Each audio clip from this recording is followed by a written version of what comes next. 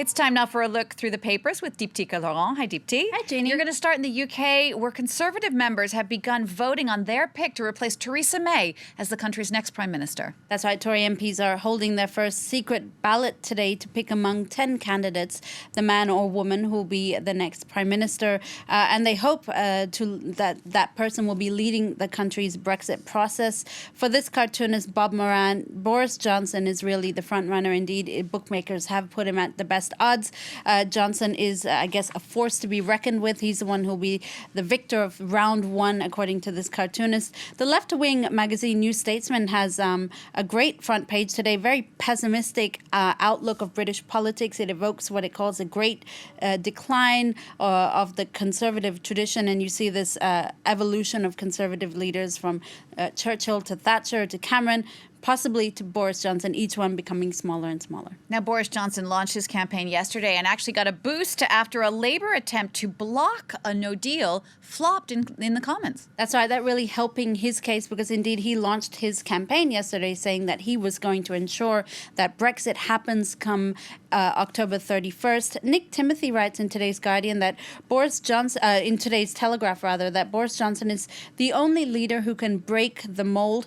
The writer saying that politics is a serious business, but it's also a game that needs to be won. Despite his flaws and gaffes, the writer says Johnson has unwavering belief in Brexit. He has the determination to deliver it and the ability to defeat Labour at an election. Not quite the same story from The Guardian. This writer for The Guardian, Polly Toynbee, saying that Boris Johnson is a charlatan with bravado. His launch yesterday was, quote, was a policy-free performance from a man without qualities. All right, next now to Hong Kong, where after a day of unrest between police and protesters, authorities have announced that government offices will be closed for the rest of the week. Well, all of that unrest, of course, coming over protesters and that extradition bill that could see an extradition agreement between Hong Kong and China, something that protesters are contesting. The Chinese state-run paper, The Global Times, has actually penned an editorial today reacting to the political situation. They deplore that the, quote, normal amendment to the extradition bill has been politicized by radical opposition forces, possibly backed by the West.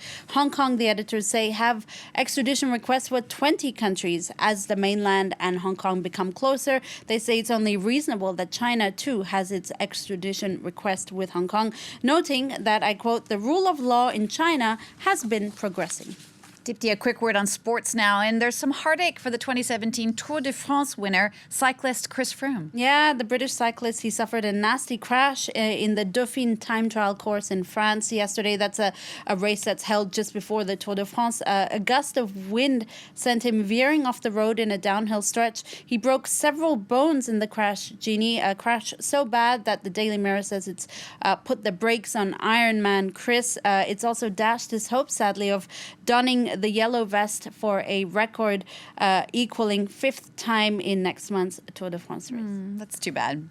All right, now, Deepti, yesterday, Wednesday, June 12th, marked what would have been Anne Frank's 90th birthday. Yeah, and well, we know that Anne Frank died along with her sister in the Bergen-Belsen Nazi concentration camp in February 1945. She became famous posthumously after her diaries chronicling life under the Nazis were published. On what would have been her 90th birthday, her childhood friends met with students in Frank's in the family's former apartment in southern Amsterdam for a little reminiscing. All of them speaking about notably Anne Frank's 13th birthday, when she received her first diary that she would eventually fill with pages and pages of what she was going through. Jacqueline Van Marsen, she was one of Frank's closest friends. She told students that she sometimes felt like she lost her own identity in the wake of Anne Frank's unexpected global fame.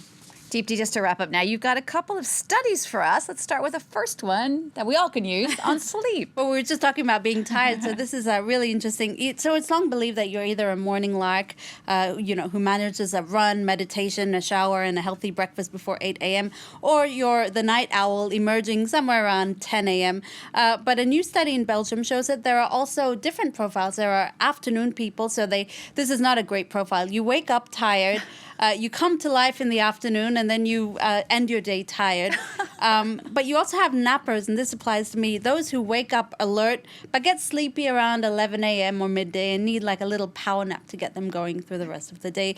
Now, speaking of people who might need naps, researchers have discovered that our ancestors, Jeannie, dating back to 2,500 years, liked to get high. They smoked cannabis during ancient burial rites. This study taking place in China found strains of cannabis on artifacts that they've dug up, and they say that it's proof that our ancestors got high during funerals as part of burial rites that included human sacrifice and connecting with the dead. Deepti Laurent, thank you so much for that look at the papers. Deepti there with us. You can always check that out again if you like on our website.